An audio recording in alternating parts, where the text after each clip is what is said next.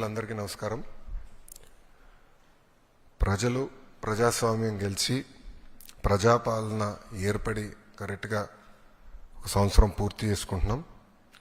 సుపరిపాలన తొలి అడుగు పడింది. విధ్వంస పాలన నుంచి ఏకంగా వికాసం వైపు మన ప్రభుత్వం ప్రయాణం ప్రారంభించింది.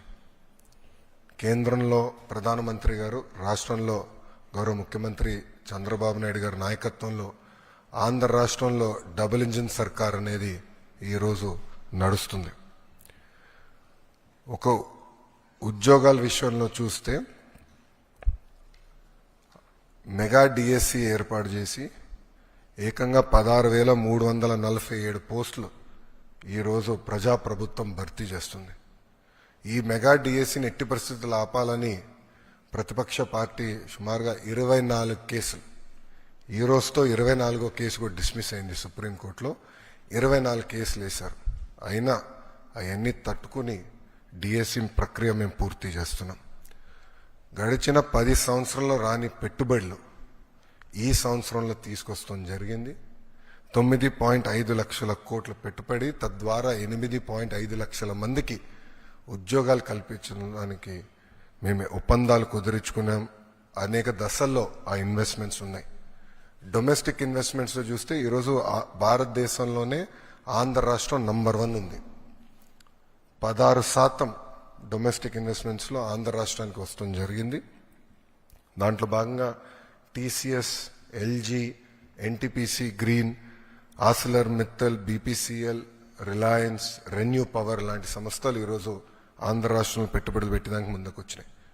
డబుల్ ఇంజిన్ సర్కార్ ఉంది కనుకనే విశాఖ స్టీల్ ప్లాంట్ కాపాడుకోగలం, రైల్వే జోన్స్ సాధించాం. అంతేకాకుండా భోగాపురం ఎయిర్పోర్ట్ పనులు కూడా వేగవంతంగా ఈరోజు జరుగుతున్నాయి. మీరు చూస్తే ప్రజాప్రభుత్వం ఏర్పడిన తర్వాత ఒక పెన్షన్లోనే భారతదేశంలో ఏ రాష్ట్రం ఇవ్వని విధంగా మేము ఇస్తున్నాం. వృద్ధులకి 1,000 రూపాయలు పెంచాం, వికలాంగులకి 3,000 రూపాయలు పెంచాం. బెడ్కే పరిమితం అవుతే 15,000 రూపాయలు ప్రతి నెల ప్రభుత్వం ఇస్తుంది. భారతదేశంలో ఏకైక ప్రభుత్వం ఇస్తుంది, అది ఆంధ్ర రాష్ట్ర ప్రభుత్వం. ఇంతేకాకుండా భారతదేశంలో ఎక్కడ లేని విధంగా 203 అన్న క్యాంటీన్లు ప్రజాప్రభుత్వం తిరిగి ప్రారంభించి ఈరోజు నడిపిస్తుంది. గౌరవ ముఖ్యమంత్రి గారు ఇప్పుడే చెప్పారు, ఆగస్టు 15 నుంచి ఉచిత బస్ విధానం కూడా మేము అమలు చేస్తున్నాం. దీపం పథకం ద్వారా ఇప్పటికీ 2 కోట్ల గ్యాస్ సిలిండర్లు ఉచితంగా ప్రజాప్రభుత్వం తెలుగింటి ఆడబడుచులకి అందజేస్తాం కూడా జరిగింది. దాంట్లో కొన్ని సవరణలు తీసుకొచ్చి ఏకంగా ఆ డబ్బులు డైరెక్ట్గా మహిళల అకౌంట్లో కూడా వేయాలని ఒక నిర్ణయం కూడా ప్రభుత్వం తీసుకుంటాం జరిగింది. ఈరోజు ముఖ్యమైన కార్యక్రమం తల్లికి వందనం. ఎన్నికల్లో మనం ఇచ్చిన హామీ నిలబెట్టుకుంటున్నాం. ఆనాడు చాలా స్పష్టంగా ఎంతమంది పిల్లలుంటే అంతమంది పిల్లలకి తల్లికి వందనం ఇస్తానని హామీ ఇచ్చాం. దాంట్లో భాగంగా జియో ఇచ్చాం. ఈ రోజు నుంచి డబ్బులు తల్లుల అకౌంట్లో కూడా పడతాయి. 13,000 రూపాయలు తల్లి అకౌంట్లో పడుతుంది. 2,000 రూపాయలు మెయింటెనెన్స్ గ్రాంట్ కింద స్కూల్స్లో మెయింటెనెన్స్ కోసం ప్రభుత్వం ఆ నిధులు కూడా ఖర్చు పెడతాం జరుగుతుంది. సో భారతదేశంలో ఎవరు చేయని విధంగా సంక్షేమ అభివృద్ధి కార్యక్రమాలు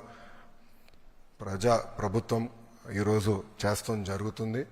గౌరవ ముఖ్యమంత్రి చంద్రబాబు నాయుడు గారి నాయకత్వంలో సంక్షేమ అభివృద్ధి అనేది ఈ ప్రభుత్వానికి జోడెద్దుల బండి.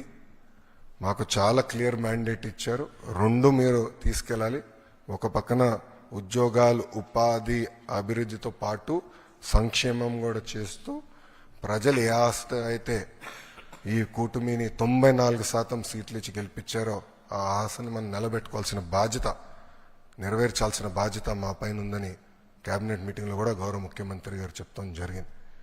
సో ఈ తల్లికి వందనం కింద దాదాపు 60% కుటుంబాలలో 2 కన్నా ఎక్కువ మంది పిల్లలు ఉండటం జరుగుతుంది. సో వాళ్ళకి 2 ఉంటే 26,000, 3 ఉంటే దేర్ ఆఫ్ డబ్బులు వస్తాయి. సో ఆటోమేటిక్గా ఆ డబ్బులు వాళ్ళ అకౌంట్లో పడటం జరుగుతుంది. సో ఇచ్చిన హామీ బాబు సూపర్ 6లో ఒక హామీ కూడా, ఇది ఇంకొక మరో హామీ ఈరోజు కూటమి ప్రభుత్వం నిలబెట్టుకుంటాం జరుగుతుంది. Thank you.